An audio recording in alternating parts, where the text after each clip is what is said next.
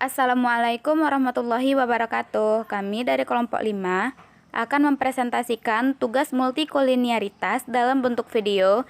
Kami yang beranggotakan yaitu Windy Alifah Sahara dengan BP 1810541018, Intan Purnama Dwi BP 1810541020, Nisa Almardiah BP 1810542030, dan Sutrina 1810542040, Nora Atika dengan BP 1810542042. Materi yang pertama akan dijelaskan oleh Windy Alifah Sahara.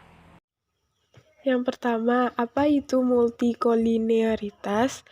Multikolinearitas adalah sebuah situasi yang menunjukkan adanya korelasi atau hubungan kuat antara dua variabel bebas atau lebih dalam sebuah model regresi berganda. Singkatnya, multikolinearitas adalah sesungguhnya terletak pada ada atau tidak adanya korelasi antar variabel bebas. Selanjutnya, penyebab multikolinearitas. Penyebab multikolinearitas adalah adanya korelasi atau hubungan yang kuat antara dua variabel bebas atau lebih, seperti yang sudah dijelaskan di atas. Materi selanjutnya dijelaskan oleh Sutrina. Selanjutnya, tujuan uji multikolinearitas.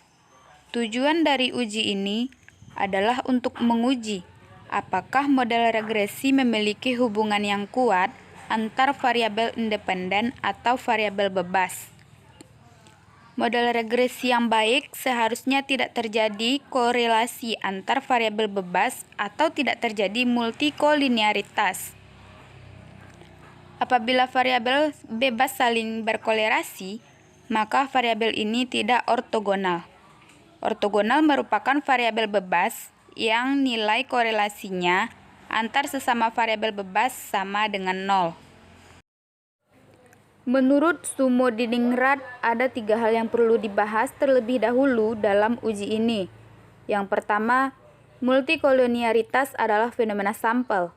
Dalam model fungsi regresi populasi atau population regression function diasumsikan bahwa semua variabel-variabel yang termasuk dalam model memiliki pengaruh secara individual terhadap variabel tidak bebas atau Y. Yang kedua, multikolinearitas merupakan persoalan derajat dan bukan merupakan persoalan jenis. Maksudnya adalah, masalah dalam multikolinearitas bukan merupakan masalah mengenai apakah di antara variabel bebas negatif ataupun positif, namun merupakan persoalan tentang adanya korelasi antara variabel-variabel bebas. Yang ketiga yaitu masalah multikolinearitas hanya berkaitan dengan hubungan linear antar variabel bebas.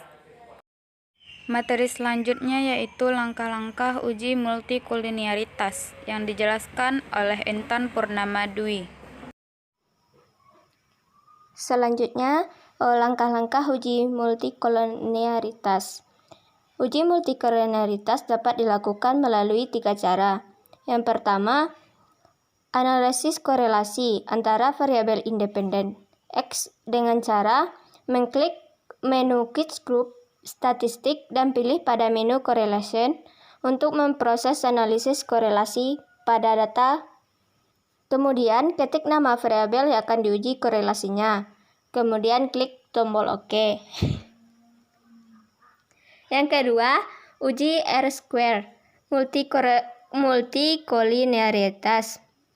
Buka file data, lalu lakukan estimasi, kemudian klik OK. Yang ketiga, uji variance inflation factor. Tekan tombol View Coverage Diagnostics Variance Inflation Factor. Materi selanjutnya akan dijelaskan oleh Nora Atika. Selanjutnya mengenai pengambilan keputusan dalam uji multikolinearitas. Yang pertama, dengan melihat nilai toleransinya. Apabila nilai toleransinya lebih besar dari 0,1, maka tidak terjadi multikolinearitas. Apabila nilai toleransinya lebih kecil atau sama dengan 0,1, maka ini dapat dikatakan terjadinya multikolinearitas. Yang kedua, dengan melihat nilai FIF atau Variance Inflation Factor. Apabila nilai FIF-nya kecil dari 10,0, maka tidak terjadi multikolinearitas. Dan apabila nilai FIF-nya besar atau sama dengan 10,00, maka ini terjadi multikolinearitas. Selanjutnya, mengenai konsekuensi multikolinearitas. Konsekuensi multikolinearitas merupakan invalidnya signifikan variabel serta besaran koefisien variabel dan konstanta, yaitu yang pertama, kesalahan sekitar cenderung semakin besar dengan meningkatnya tingkat kolerasi di antara variabel. Yang kedua, karena besarnya kesalahan pada sekitar, maka keyakinan untuk parameter populasi juga akan semakin besar. Yang ketiga, taksiran koefisien dan kesalahan pada sekitar regresi menjadi sensitif terhadap sedikit perubahan yang ada dalam data. Materi yang terakhir akan dijelaskan oleh Nisa Almardiah. Selanjutnya yaitu mengenai cara mengatasi terjadinya multikolonialitas. Untuk mengatasi multikolonialitas, untuk perbaikan pelanggaran asumsi klasik, jika dalam satu model terdapat multikolonialitas yang serius, yaitu korelasi yang tinggi antar variabel independen, maka dengan memperbaiki model supaya terbebas dari masalah multikolonialitas. Hal-hal yang dapat dilakukan untuk memperbaiki multikolonialitas yaitu yang pertama, menghilangkan variabel independen. Perbaikan ini dilakukan dengan cara menghilangkan salah satu variabel independen yang mempunyai hubungan linier kuat. Misalnya dalam kasus hubungan antara tabungan dengan pendapatan dan kekayaan.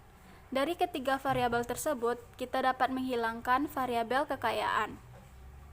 Namun, karena menghilangkan variabel independen dalam suatu model, yang terjadi selanjutnya biasanya adalah timbul bias spesifikasi model regresi. Masalah di spesifikasi ini timbul karena kita melakukan spesifikasi model yang salah dalam analisis. Dari ketiga contoh variabel di atas, dalam teori ekonominya, menyatakan bahwa pendapatan dan kekayaan merupakan faktor yang mempengaruhi tabungan sehingga kekayaan harus tetap dimasukkan dalam model. Cara mengatasi multikolonialitas yang kedua yaitu dengan transformasi variabel.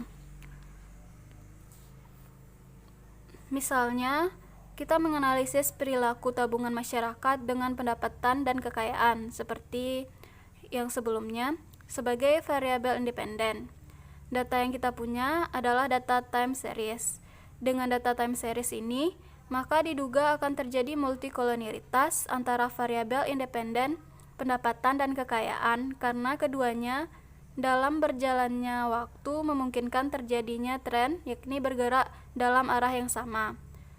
Maka bentuk transformasi variabel untuk data time series jika berhubungan YT sama dengan beta 0 ditambah beta 1 X T1 ditambah beta 2 X T2 ditambah ET, dimana di sini dicontohkan Y sama dengan tabungan, X1 yaitu pendapatan, dan X2 yaitu kekayaan. Dari persamaan ini, perilaku tabungan pada periode 1 atau periode T, sedangkan perilaku tabungan pada periode sebelumnya yaitu T dikurang 1, dan pada saat T maka berlaku pula untuk pada saat T kurang 1, dan bentuk matematisnya menjadi Y T kurang 1 sama dengan beta 0 ditambah beta 1 X T kurang 1 ditambah beta X 2 T kurang 1 2 ditambah E T kurang 1. Lalu kedua persamaan di atas dikurangkan menjadi persamaannya seperti di bawah ini, YT dikurangi YT kurang 1 sama dengan beta 1 dalam kurung XT1 dikurang XT kurang 1 dikali 1 ditambah beta 2 dalam kurung XT2 dikurang XT kurang 1 kali 2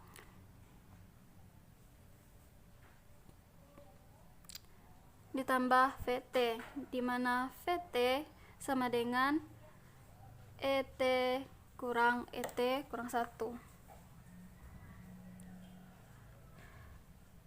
Persamaan ini merupakan bentuk transformasi variabel dalam bentuk diferensiasi pertama.